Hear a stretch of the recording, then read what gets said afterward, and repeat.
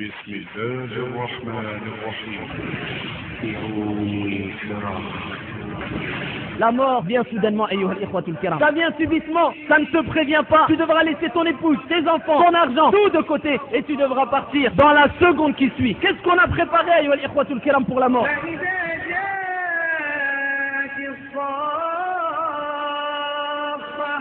يوم يفر المرء من أخيه وأمه وأبيه وصاحبته وبنيه لكل امرئ منهم يومئذ شأن يغنيه.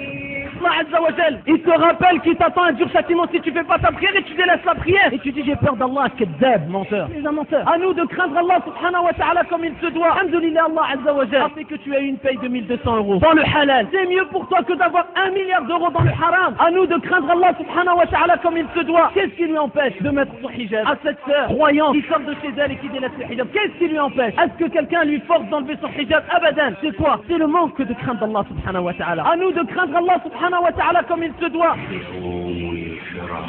ما قدر الله حق قدره والأرض جميعا قبضته يوم القيامة والسماوات مطويات بيمينه سبحانه وتعالى عما يشركون.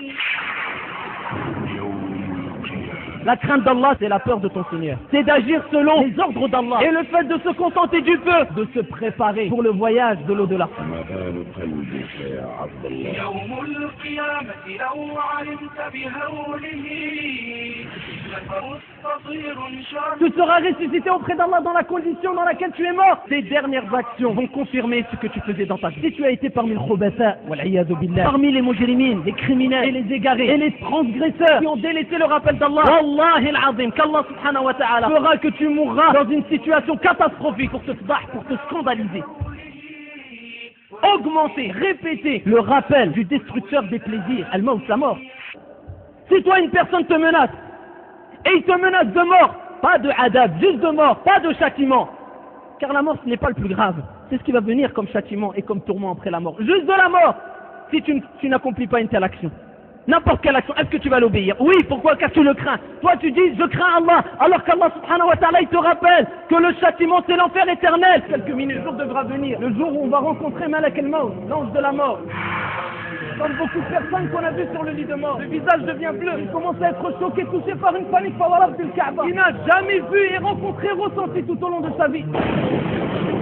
Il verra sa famille, ses proches, son épouse et ses bien-aimés à côté de lui. À ce moment-là, quand ton âme sera entre les deux clavicules, tu vas te remémorer tout ce que tu as fait de bien et de mal dans ta vie. Le plus important, c'est ce qui va t'accompagner dans cette demeure.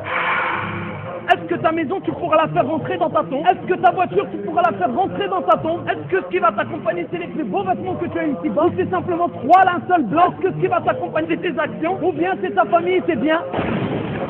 Le prophète alayhi salatu wa salam l'a dit, quand l'enfant d'Adam meurt, 3 choses le suivent dans la tombe, 2 reviennent et une seule chose reste, tes actions restent, ta famille et tes biens reviennent. Et quand tu te retrouveras dans la tombe, ya Abdallah, et que ton âme sera remise dans ton corps, et à ce moment-là, il y a 2 anges qui vont venir, Munkar wa Nakir, et ils te poseront 3 questions. Man Rabbuk, qui est ton Seigneur? Ma dinuk, quelle est ta religion? Que dis-tu de cet homme qui a été envoyé vers vous? استعيذ بالله من عذاب القبر استعيذ بالله من عذاب القبر. لا نزل بك هادم اللذات تذكر أنت تنظر إلى هذه الدنيا آخر النظرات. تخيل نفسك عبد الله في نزع الموت وكربه وبطشه وسكراته وغمه وآفاته، وقد بدأ الملك يجذب روحك من قدمك، وبدأت الروح تخرج من أعضائك عضوا عضوا، فبردت القدمان ثم بردت اليدان ثم يبست الشفتان واشتخصت العينان ثم بلغت الحلقوم، وأنتم حينئذ تنظرون. الحالة التي أنت عليها أترضاها للموت؟ كل نفس ذائقة الموت. نعم ستموت. داعي الله ونفسي والكل اذكري حفرة البلاد دعي اللهو نفسي واذكري حفرة البلاد وكيف بنا دود المقابر يفعل إلى الله أشكو لا إلى الناس حالتي إذا صرت في قبري وحيدا أململ